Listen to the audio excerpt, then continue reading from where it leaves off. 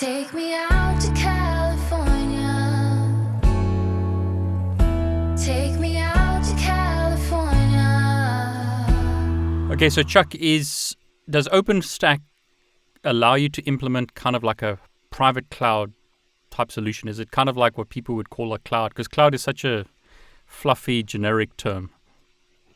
Did you say that on purpose, that cloud is a fluffy term? Yes, Because when I think did. of clouds, it's fluffy. And where you live, you probably have many clouds, I'm assuming, in That's England, right. way more than I do in sunny California. So let me You always answer have to remind me of that, don't you? I do like to remind you of that. But my wife and I, Kathy, were looking at this TV show and seeing all these beautiful, verdant, green, grassy areas in the northern part of England. And I was thinking, you pay for it with the rain, but you That's right. cash in when it comes to all the beautiful greenness. Where I live, it's pretty much like those old, ugly black and white westerns where everything's tumbleweeds and dirt.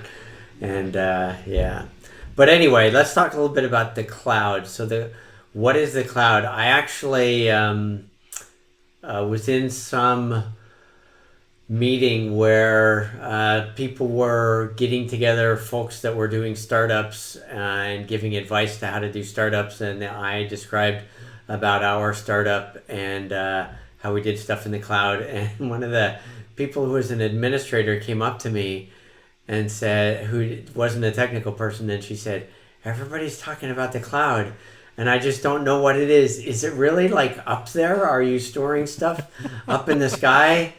And so I tried to explain it to her, and I probably did as poor a job to her as I'll do for you right now, David. But yeah, so the cloud, the general idea is when stuff leaves my computer and connects to the Wi-Fi and then goes to the router, it is getting sent somewhere to some internet destination, and we tend to draw that internet destination in diagrams that I've used ever since I was a very young person doing networking, like in the 80s, as a cloud. And so it has nothing to do with the physical existence of satellites, although traffic could be done on satellites. It could be entirely landline. The general idea is that things that we used to store on our computers are now getting stored elsewhere. So I used to have all of my pictures and all of my code and everything was on my computer. If my computer crashed or my hard disk went out, I would have to have a backup or I was pretty much dead. And now we don't do that anymore. We store it using this wonderful thing we call the internet. We store it somewhere else, and that somewhere else is usually referred to as the cloud. So I have I have Google Drive for myself. I have Google Drive for my company, Talak Networks. I have Dropbox, David, that you and I share. I have a Dropbox for this other company, SDN Essentials, that I do work for. And then Microsoft, because I have the Windows operating system, they've given me a certain amount of space in their cloud as well. So it's basically places where stuff gets stored so that I don't have to store it and do backups on my computer all the time. So people are doing things and storing stuff in the cloud. The code that I write I use Git. We'll probably talk about that at some point if we haven't already, to store stuff in a version control facility that keeps it in the cloud in some type of storage which is backed up multiple times, and I don't have to worry about it going away, and it's super protected, so I don't have to worry about it being secure, etc. That's the general idea of what cloud in a general purpose sense provides for me. Now, people talk about, marketing people love to throw these terms around. Well, there's the public cloud and there's the private cloud. And of course, don't forget about the hybrid cloud. And so yada, yada, yada. Basically, if you're like me, then you've been around the block a few times, and engineers are guilty of this as well. But marketing people, if they throw enough cool buzzwords at you, then part of what they want to do, of course, is to communicate how cool their product is, and part of it is to just smother you with technological terms, etc. The general idea of a private cloud is it is something that is there specifically for me or for my business. So let's say if I'm HP, I have a private cloud that has all of HP's important data in it. Now, HP could be hosting its own cloud. HP tried to get into that business for a while. I think they've abandoned it. Maybe they haven't. I probably shouldn't say that, because I do have a few shares of HP stock for my retirement at some point in the future. But yeah, there's the private cloud. Now, the public cloud is for storing more public type of information, either my own information. I have a Google Drive that has my own information, or just stuff that is stored there that is publicly available to everybody. And then the idea of a hybrid cloud is, well, at some place there is a data center, a physical data center in a physical location, probably a multiple physical location, that actually has bank after bank after bank of disk arrays that's storing all of this information. If you are in charge of doing that for somebody, and you're doing both private information for Coke versus Pepsi versus Mountain Dew or whoever, probably Mountain Dew's owned by one of those two, or you want to store stuff for the public domain as well, then that would be like a hybrid cloud idea. That's the general idea of what we're talking about when we talk about stuff being, how the cloud plays a part in what we do today. And that's why things like OpenStack and these other SDN in the data center technologies are so important. It's because, there's so much of that cloud type stuff going on, and data centers are storing so much more information than they were before. Then we need to have a place to keep it and manage it and protect it, etc., and deliver it when it's asked for, like streaming video. That's great. So Chuck, I want to talk about Git in a second, but before we do that, can you tell me what OVS is, because that was also mentioned? So OVS stands for Open Virtual Switch. It was originally created by the initial guys who were responsible for giving us what we call SDN today. In other words, out of that clean slate program at Stanford, some of the professors there and at UC Berkeley created a company called Nicira.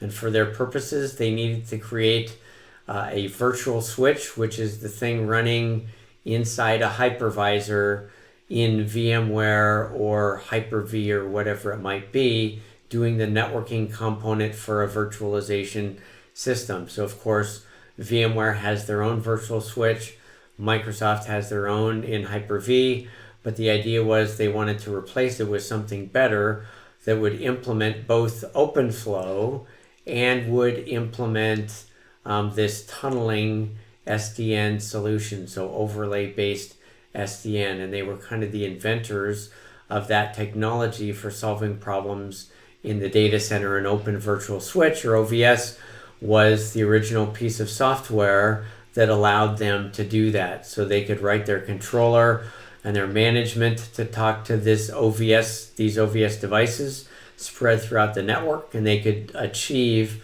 software-defined networking and get rid of a lot of the problems with networking in the data center in that manner. OVS was originally backed by an engineer or more from Nicira once it became open sourced. When VMware bought Nicira, there were some concerns, like there always are. Something that's open source gets bought by a particular vendor. There's a concern that at some point in time they will cease to invest in it, or worse, they will just close it and not allow people to use it anymore if they can do that in whatever manner that's possible. And so eventually the Linux Foundation took control of OVS. So there are a number of OpenFlow based virtual switch implementations that are out there today, but by far OVS is the largest deployment. Now, it's been deployed in multiple scenarios. For example, at Talac Networks, we built an OpenFlow-based SDN solution that ran its controller in the cloud and the devices, of course, running on premise. And the devices were wireless access points that were running, in hospitality needy areas like hotels or banks or schools or whatever.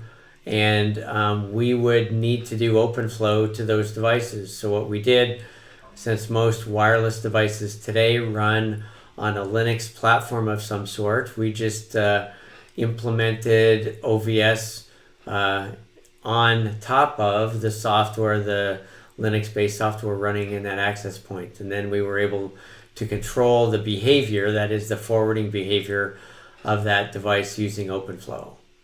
So you're basically downloading policies and rules to the access point using OpenFlow running on OVS and your controller running in the cloud. Is that right? That's correct. Yeah. So really what I would say is what we're doing is we have taken the policies and the access controls and things of that nature in the controller, figured out what OpenFlow flows need to be loaded on every single device at any point in time, and then we download the flows onto the device using OpenFlow. So Chuck, you mentioned Git, and I'll lob this in the same question. So what is Git? What is GitHub? I see Microsoft have bought GitHub, I think. Can you give us an idea of what that is? What's the advantage of it? How does it relate to anything that we might understand? Yeah, so this is a software development question. So if you're a software developer, then from the old days, you develop your software on your PC or on a mini computer, on a mainframe or whatever, and it just sat there. And you did your own manual backups, or you had scheduled backups or something for your whole system, and that's how your software got backed up. And you had you didn't end up in the situation I ended up in once, where I lost a week's worth of work by inadvertently deleting my code branch and ending up with all the work that I'd done that week, having to recreate that. So that was a bad situation to be in. And so somebody said, what we need is some type of source code control system. And furthermore, there's multiple advantages. They probably said to themselves, the advantages are not just to prohibit complete idiots and morons like Chuck from deleting a week's worth of work, but also it would be good, we've got a lot of versions of our product out there running. We need to be able to recreate a version on the fly, punch a button and say, give me version 2.6.4 of my thingamabobber, and it creates it, and then I can begin to diagnose the problem that a customer is seeing. Because frankly, for us developers, once we're done and we've released a product, we move on to the next thing, and we don't like to think about the things that were there before. And so that was another reason for us to do this thing, to have some type of source control functionality. And then another thing came along, this whole idea that went by a number of names. Today we call it agile development. Other things along the evolutionary path of agile were pair programming, Scrum, which is still used today, extreme programming. All of these things have people not being just in charge of one module that they own and they completely are responsible for and nobody else touches, but rather you have multiple people touching the same module potentially at the same time. So all of these things came together, and the idea of, how do you prohibit concurrent changes from hammering each other's changes in the code? How do you keep the code safe? How do you recreate versions, et cetera, et cetera? So companies like Perforce, Subversion, Clearcase, and others created products that you could buy, which would manage all of your software for you. So it provided a repository for storing your software. It provided a means of checking out your software so that nobody else would check it out when you had it checked out. It provided a means of recreating versions, and it also provided a means in the later versions of these things of merging together. Like if you have a module that you need to have two people working on at the same time, obviously they're not doing the same thing, they're doing something different, but they might hit the same module. And so you don't want to prohibit them from working, doing things in serial. You want to be able to have them do stuff in parallel, and then you merge that back together. So doing things like merging is another capability of these source control capabilities, and products that you buy. So the guy that gave us Linus Torvalds, decided that, he wasn't really satisfied with the existing source control products that you could get your hands on, whether they were open source or whether they were for purchase products. And he decided, let's build another one. And of course, so when he did this, because people know of his notoriety, etc., it became very popular. It was called, and he called it Git. Now, why did he call it Git? I don't know the answer to that. I can tell you that the Python programming language was named after Monty Python, the comedian from the UK. I can't tell you about Git. I'll have to look that up, and I'll come back at one of our future discussions and give that to you, or people can probably look it up online. Git is the tool that has been defined and the Git, all the Git commands that you provide have been defined as a means of doing source control. Now, there are different implementations of Git that are available to you out there. Two of the more popular ones would be GitHub. So you could store your stuff in GitHub's repositories, storing stuff for that everybody can look at. In other words, that's public, is free. If you want to store it, like for your company, and you don't want other people to see your code, then that costs money. You use the same Git primitives on your Linux command line, or I guess you can probably do it in Windows or on Mac OS as well. So GitHub is one means of doing this. Another means, or another solution that's been created is called Bitbucket. Bitbucket is created by Atlassian, the same people who do a lot of collaboration software such as Jira, things of that nature. And so Bitbucket is another one of those. So Git is the underlying technology for doing source control to manage all your different versions of your software, to allow people to do things at the same time and to merge them and to go back. Like if you make a mistake and you say, I need to go back to the previous week, you can do that. Or I need to go back to a previous version, you can do that. One last thing I'll mention that it does, that if you get involved in software to any degree, is it typically provides a means of reviewing changes that you've made. So, we want there to be code reviews to every piece of code that gets put in there, because, many eyes help to make the code better, I guess. And so in the old days, we would just write our code, nobody else would see it, and it would either work or not. These days, when you write code in a project, what you're typically doing is you will create things on a feature branch from the mainline branch of the code, and then when you check it back in, other people are named as reviewers, and they look at what you've done and give you comments, hopefully constructive. If there's a problem, they will recognize that and let you know, and then you fix it. So that's another thing that's come along with this whole idea of Git and source control. So Git is like this technology that Linus developed, and then GitHub is a cloud-based solution of that. Is that right? That is correct, as is Bitbucket. Yep. Okay. Yeah, so GitHub seems to be really popular. And if just to sum it up, Chuck, you've got the open source version, so anyone can load code to GitHub, but then it has to be open source. But if you pay for GitHub, then you get the private stuff. Did I understand that right? That is correct. Yep, that is correct. So how is that different to Jira? Is Jira just a like Slack, or what is that?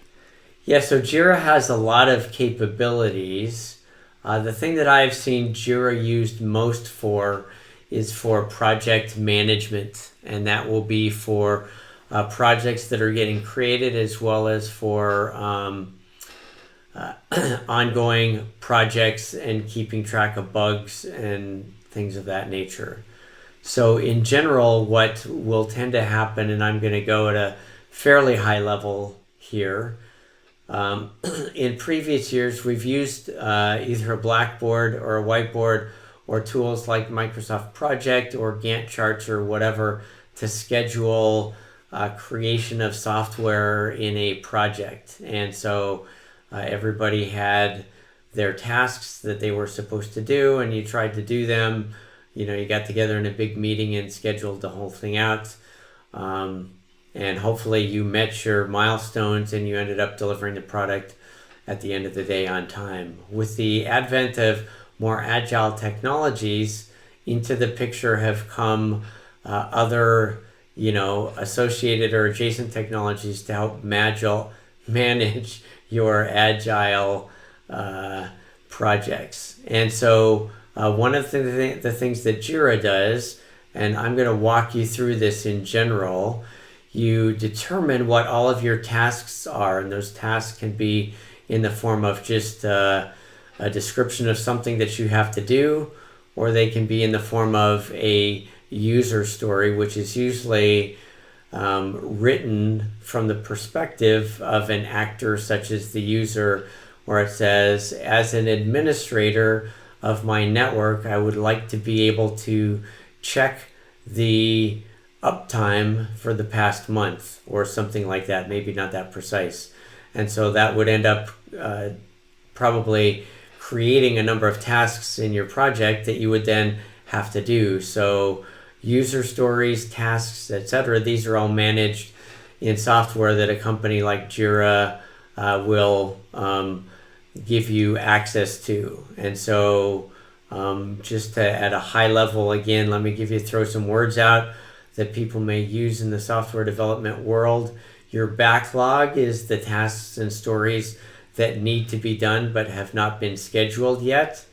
A sprint is the usually 2-week duration time frame in which you are hopefully completing those tasks or the user stories, and those tasks or user stories get moved from the backlog to the, not scheduled yet, to in progress, to done. Or sometimes you have another category, which would be it's been moved into test and then it's done.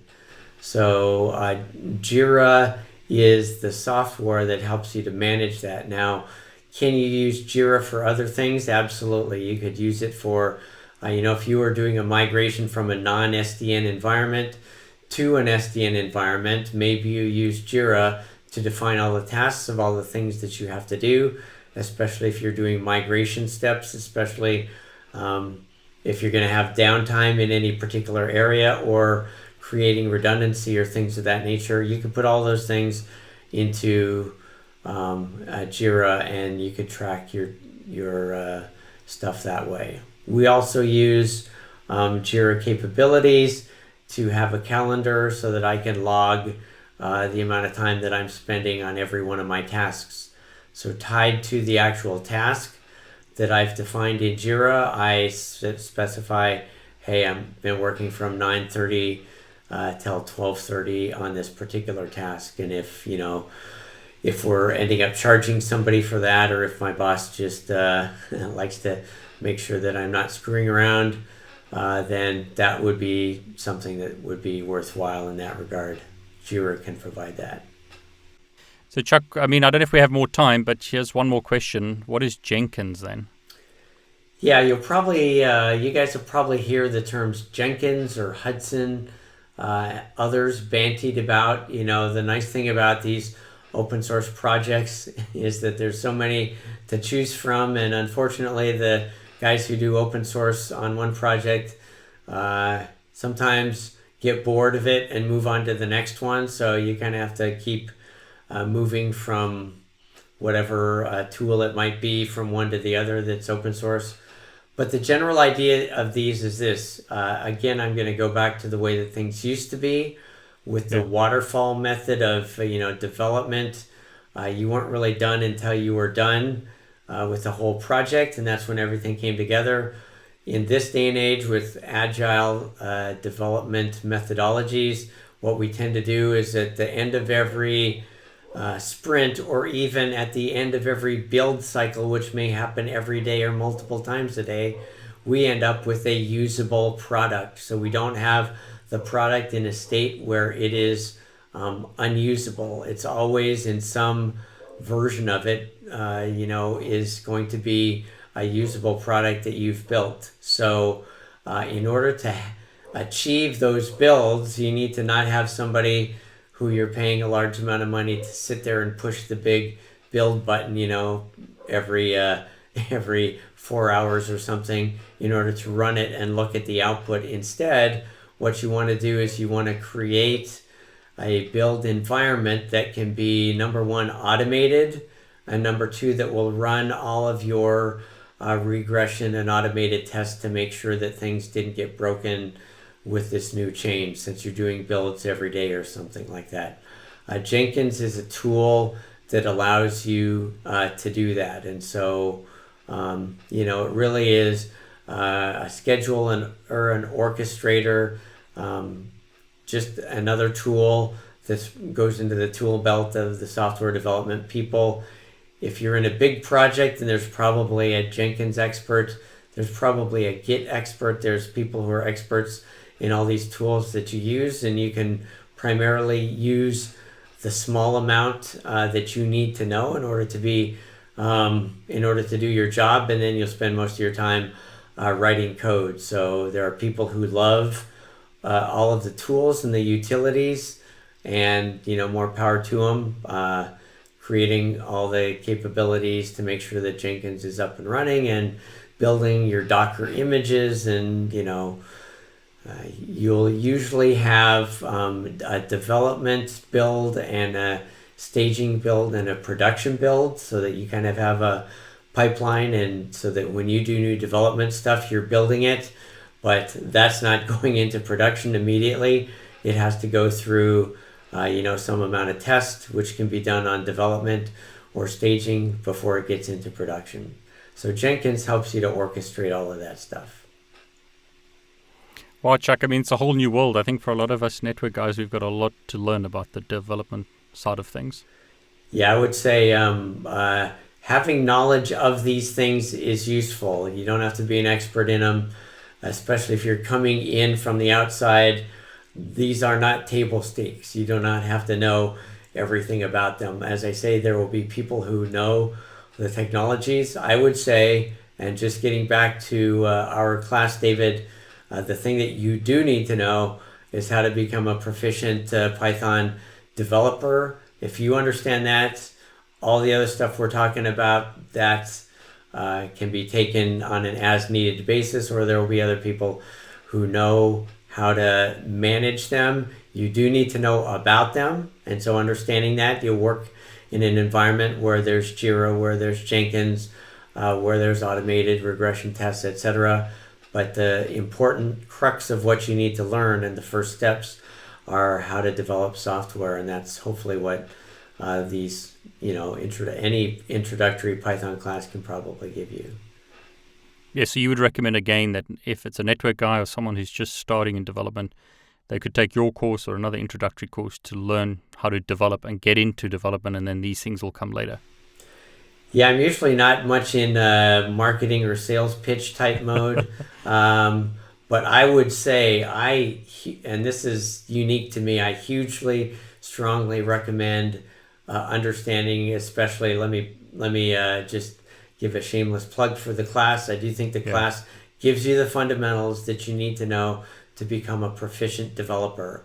and all the other stuff that we're talking about, you take that on as you encounter them, and you don't have to be an expert in them, but you do have to become proficient in the things that we're talking about in that class. So yeah, I think that class is really helpful. That's great. No, I agree. I went through it during the review, and it's excellent. So fine to shamelessly plug it, Chuck. That's fine.